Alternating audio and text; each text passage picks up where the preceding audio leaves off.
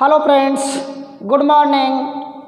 हिंदी साहित्य की विशेष कक्षा में आप सभी का हार्दिक अभिनंदन, स्वागत है आप सभी का। बहुत बहुत आभार कि आप हमारी वीडियो कंटिन्यू देख रहे हैं, बड़े मनोयोग के साथ सारी चीज़ों को सुन रहे हैं और देख रहे हैं। आज हम हिंदी साहित्य के टॉपिक काव्य गुणों की चर्चा करेंगे। काव्य गुणों में हमने कल की जो वीडियो हमने बनाई थी, उस वीडियो में आपने देखा था प्रसाद गुण। क्या देखा था? प्रसाद गुण के बारे में हम आपको बता चुके थे कि कहते हैं प्रसाद जो गुण है, इसका शाब्दिक जो अर्थ होता है वो होता है प्रसन्नता। क्या होता है? प्रसन्नता।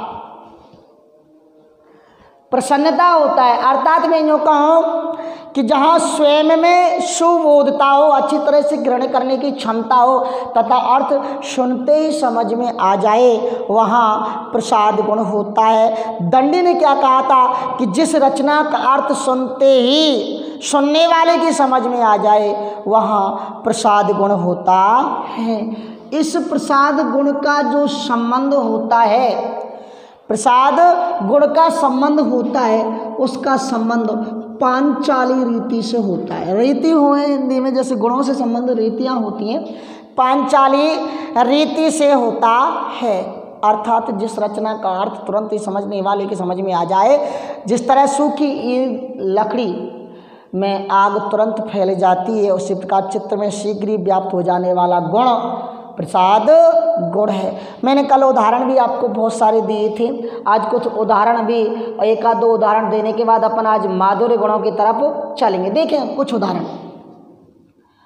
हे प्रभु आनंद दाता, ज्ञान हमको दीजिए,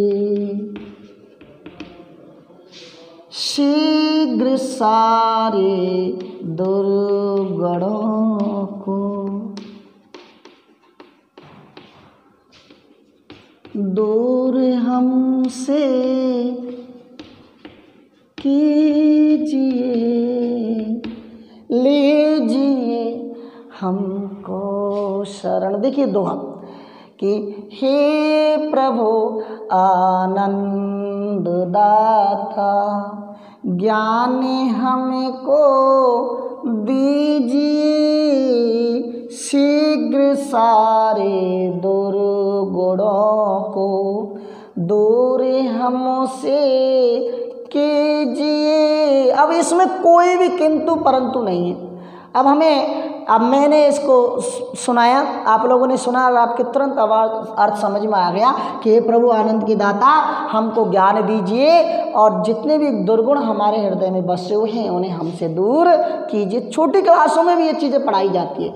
क्यों? ताकि हमें ऐसा अर्थ जो तुरंत समझ में आ जाए, इसलिए वहाँ प्रसाद गुण है। जैसे एक उदाहरण और देखो, जिसमें लिख दूँ कि साँच बराबर तप नहीं, झूठ बराबर पाप,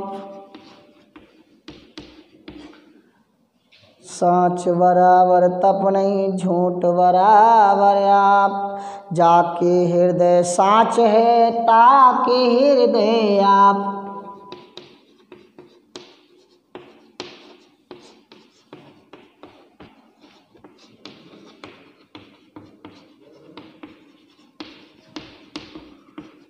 ताके हृदय आप।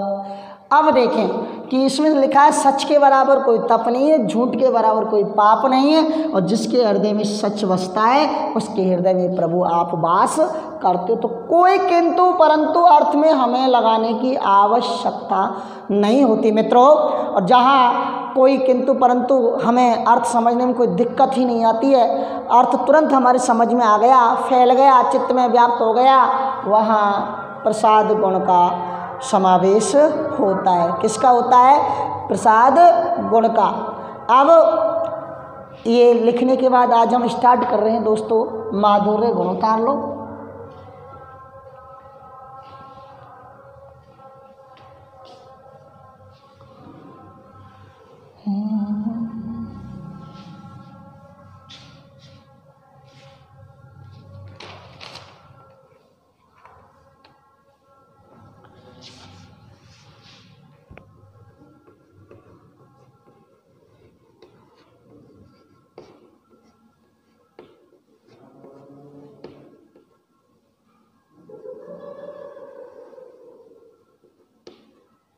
दूसरा गुण है हमारा माधुर्य, गुणों का राजा जिसे कहा जाता है।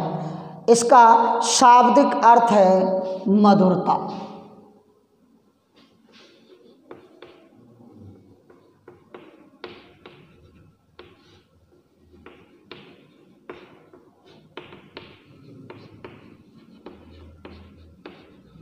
मधुरता, देखो मैं आपको एक बात बता दूं कि जिस गुण के कारण रचना में मधुरता उत्पन्न होती है, ऐसा गुण जो रचना में मधुरता उत्पन्न कर दे उसे माधुर्य गुण कहते हैं।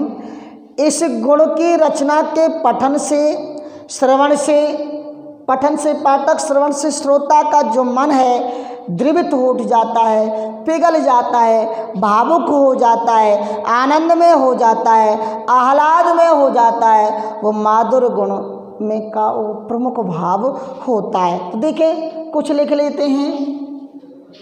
चित्त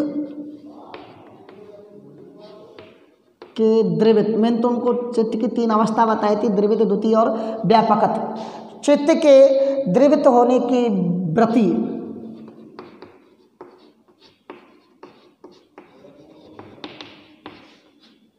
माधुर्य गुण है।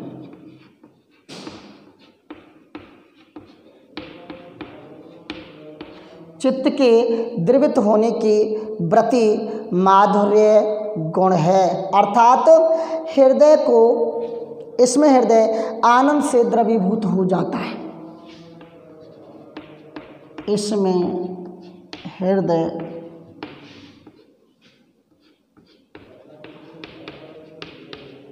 आनंद से द्रवीभूत हो जाता है।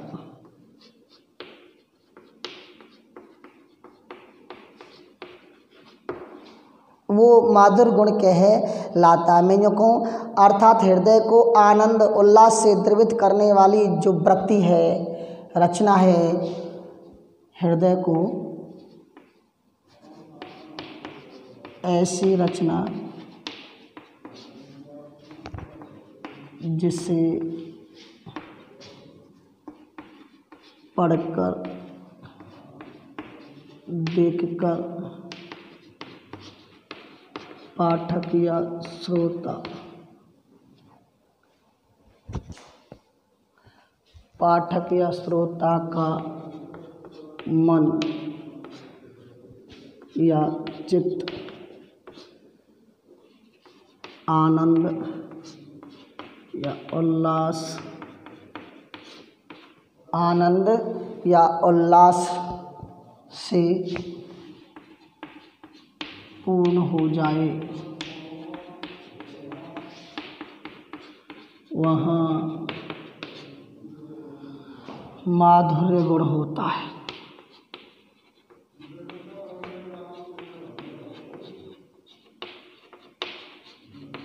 देखिए साहब, मैंने आपसे कहा था कि ऐसी रचना जिसको देख करके या सुन करके पाठक या श्रोता का चित्त आनंद से द्रवीभूत हो जाए, उल्लास से परिपूर्ण हो जाए, उमंग से परिपूर्ण हो जाए, आह्लादित हो जाए, वहाँ माधुर्य गुण होता है।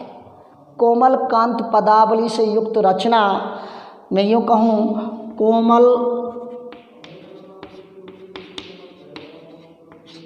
कांत पदावली से युक्त रचना माधुर्य गुण कहलाती है, माधुर्य गुण में होता है। अब देखिए माधुर्य गुण में होता क्या है, वैदर्भी रीति से संबंधित होती है।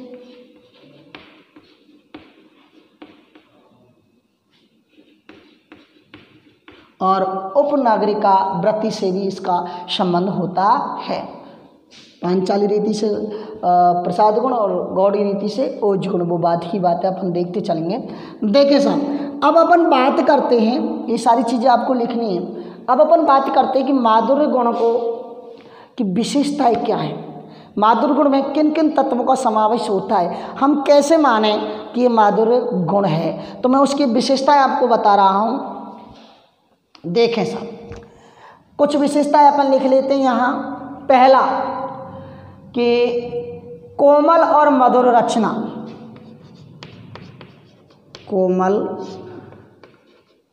मधुर रचना। अब आप कहोगे सर कोमल मधुर रचना कैसे होती है, तो देखें, सुनने में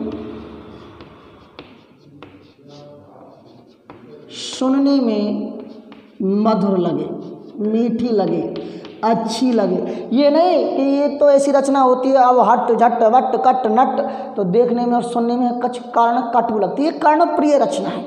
उदाहरण के रूप में हम आपको बताएंगे, पहले इसकी विशेषता लिख लेते हैं। सुनने में कटु लगे, सुनने में कैसा लगे, प्रिय लगे, अच्छा लगे। दूसरी इसकी जो विशेषता है, मूर्धन्य ध्वनियों का अभाव।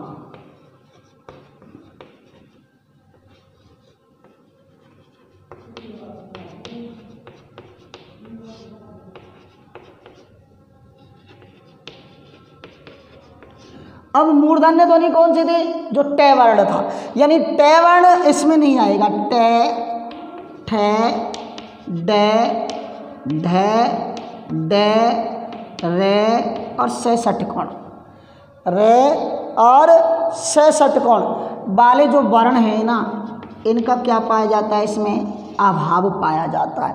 ये ओज गुण में मिलेंगे, क्योंकि ये वैसे भी हमें कर्ण कटु लगते हैं।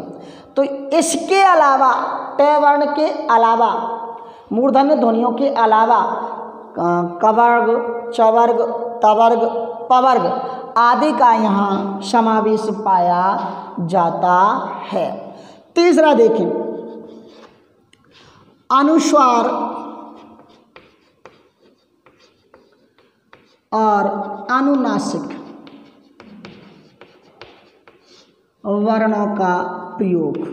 देखना, नाक वाले शब्द बहुत अंगड़ा अणाणी अणा वाले शब्द इसमें बहुत आते हैं। और चौथा इसकी जो विशेषता है, देखते चलना आप, अल्प समास। या तो समास की रचना बहुत कम होगी या समासों का अभाव पाया जाएगा।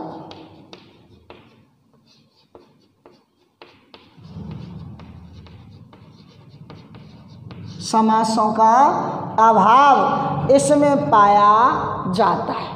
किसमें, माधुर्य गुण में। दोस्तों आप इससे पहले उतारे, फिर एक एक उदाहरणों पर अपन चलेंगे माधुर्य गुण की तरफ।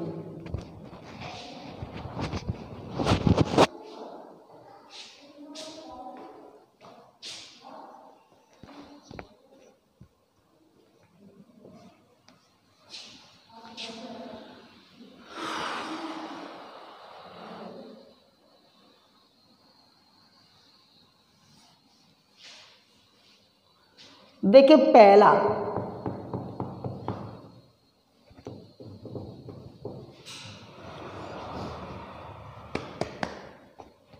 हाँ एक चीज और भूल गया मैं, श्रृंगार, करुण, शांत, हास्य आदि रस में। अब श्रृंगार की जो भक्ति है और वात्सल्य वाला भाव भी है, इन रसों में हमें कौन सा गुण देखने को मिलता है, माधुर्य गुण। कौन सा, माधुर्य गुण। अब देखें साहब, पहला उदाहरण दे रहा हूं मैं साहब, जिसको पढ़कर के चित्त में श्रृंगार, करुण, शांति के भाव उत्पन्न हो जाते हैं। पहले विशेषता देखो, रचना जिसे पढ़कर हृदय में भक्ति जिसे पढ़कर हृदय में भक्ति, करुणा या श्रृंगार के भाव उत्पन्न हो जाते हैं। श्रृंगार के भाव उत्पन्न होते हैं। अब देखो वो माधुर्य गुण होता है। अब मैं आपको एक उदाहरण देता हूँ। देखो, माटी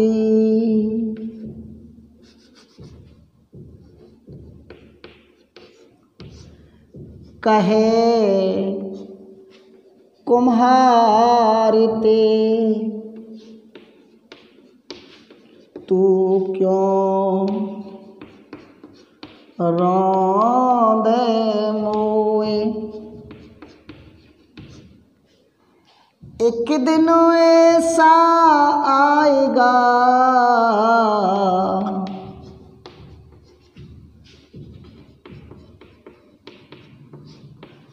मैं रो दूंगी तो। शांति का भाव देखना कि माटी कहे कुमार ते, तू क्यों रौंधे मोए। एक दिन ऐसा आएगा मैं रौंदूंगी तोए, रई मन मैं रौंदूंगी तोए। तो यहाँ भाव देखिए, बिल्कुल शांति का भाव, भगवत भक्ति का भाव उत्पन्न हो रहा है कि ईश्वरीय भक्ति का समावेश हो रहा है कि जो कुछ है वो ईश्वर है, कि जो आदमी आया वो जाएगा, एक न एक दिन मरण इंसान है। तो सारे जो भाव उत्पन्न हो रहे हैं वो करुण शांत रस की उत्पत्ति हो रही है। इसलिए यहाँ कौन सा गुण है, कौन सा गुण है भाई साहब? माधुर्य गुण। अब मैं यूँ कहूँ कि जो सुनने में अच्छा लगे सब, हमें कोमल मधुर रचना देके उसके उदाहरण देके सब, कि कहत नटत। दूसरा उदाहरण, कहत नटत री जत खिजत। कहत नटत री जत खिजत, मिलत खिलत लजियात।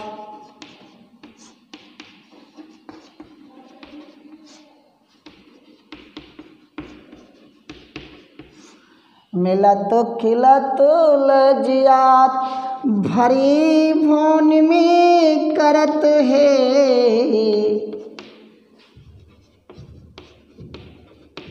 नैनन सोही बात। बिहारी नैनन सोही बात। अब ये बिहारी जी का दोहा है, देखो कि कहत नटत, प्रेमी और प्रेमिका कि आपस की जो बात है, प्रेमी प्रेमिका से कह रहा है, तो नटत नाट जाती है, फिर रीझ जाती है, फिर खिंच जाती है, मिलते हुए खिलते हुए लज्जाओं से आती है। और बूढ़ा जो भवन था उसमें आंखों ही आंखों में बात हो रही है, श्रृंगार रस का बात है। क्या हो रही है? श्रृंगार रस की बात। और सुनने में कितना अच्छा लग रहा, मधुर। देखो कि कहत नटत री जत हो खिजत, मिलत खिलत लजियात, भरे हे भौन में करत है नैनन ही संवात। एक उदाहरण और मैं आपको लिखता हूँ, उसे देखना पे।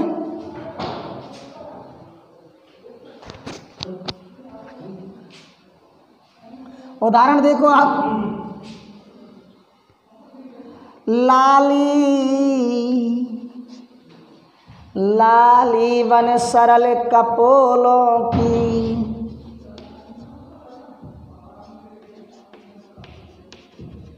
लाली बन सरल कपोलों की, लाली बन सरल कपोलों की, आँखों में अंजन सी लगती,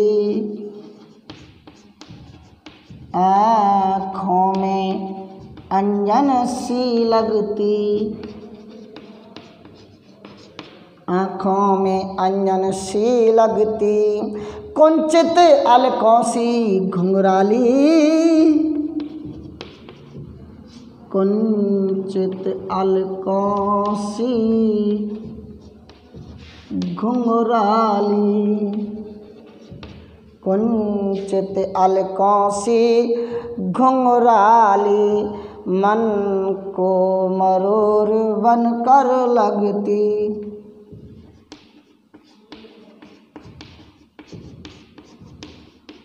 मन को मरूर बनकर जगती।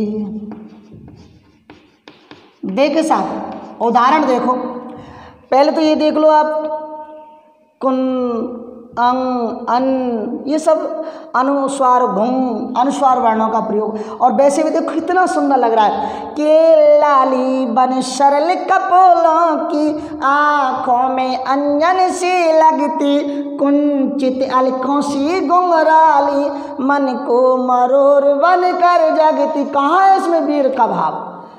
वीर रस तो है ही नहीं। और अर्थ ये नहीं कि हर कोई इसका अर्थ भी लगा ले, इसे समझना पड़ेगा, इसलिए इसमें प्रसाद गुण नहीं है, सुनने में अच्छी लग रही है। अब देखो कि लाली बन सरल कपोलों की, आँखों में अंजन सी लगती। सी उपमा अलंकार हो गया। देखो क्या कह रहा है कि लज्जा जो होती है, लाज, उस लाज की बात कर रहा है कि जब औरत को, स्त्री को लाज उत्पन्न होती है ना स्त्री के, तब क्या होता है कि लाली बन सरल कपोलों की, उसके जो गाल है ना स्त्री के, वो लाज के कारण लाल हो जाते हैं। झुर्री और नहीं, लाल लाल कलर उसका बिल्कुल लालमा से ओतप्रोत हो जाता है, उसके गाल एकदम लाल हो जाते हैं। आँखों में अंजन सी लगती, अंजन मीन्स काजल। लाल लाज जो है किसके समान लग रही है? काजल के समान। अर्थात लाज जो है, जिस तरह काजल से उसकी आंखें सुंदर लगती हैं, तो बिना काजल के लाज के कारण उसकी आंखों में काजल सा लग रहा है। कुंचित अलकों से घुंघराली, बाल जो जिसमें लटा जो होती घुंघराले होते हैं, तो लाज जो है उसके बाल जो हैं, लाज जो है बिना बालों के उसके जो बाल है घुंघराले से लग रहे हैं। और मन को मरूर बन कर जगती, एक तरीके से मरोर मर करके लाज जो है उत्पन्न हो रही, शर्म जो है। तो यह लाज की बात आई है, स्त्री की बात आई है, लाज की बात बताई है उसमें। तो बहुत अच्छी रचना है, देखने में सुंदर लग रही है, अर्थ समझने में नहीं हर किसी के समझ में आ रहा है। तो यहाँ कौन सा है सब? माधुर्य गुण। अब देखिए इसमें कि मूर्धन्य ध्वनियों का अभाव, मूर्धन्य ध्वनियों का अभाव, या मैं यूँ कहूँ संयुक्त अक्षरों का अभाव पाया जाता है, तय वर्णों का अभाव पाया जाता है, या मैं यूँ कहूँ सामासिक पदों का अभाव पाया जाता है। देखो मैं ये जैसे लिखूँ आमी मीन्स आम्रा, आमी हला हल जहर मधु भरे। रचना देखिए सुनने में अच्छी लग रहा है, हो कि नहीं लग रही? श्वेत श्याम रत्नार,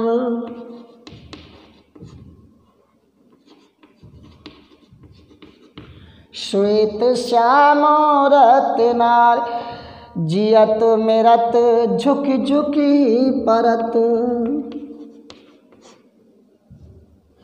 जियत मेरत झुक झुक परत,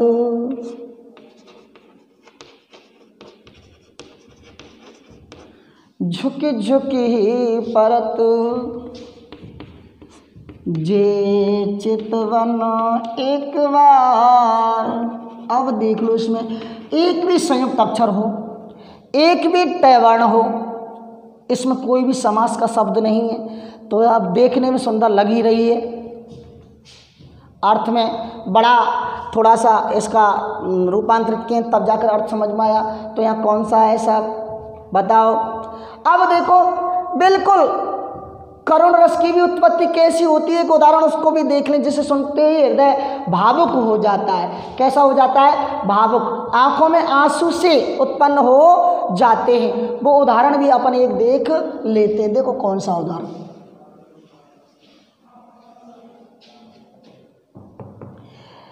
देखी सुदामा की तीनों दशा,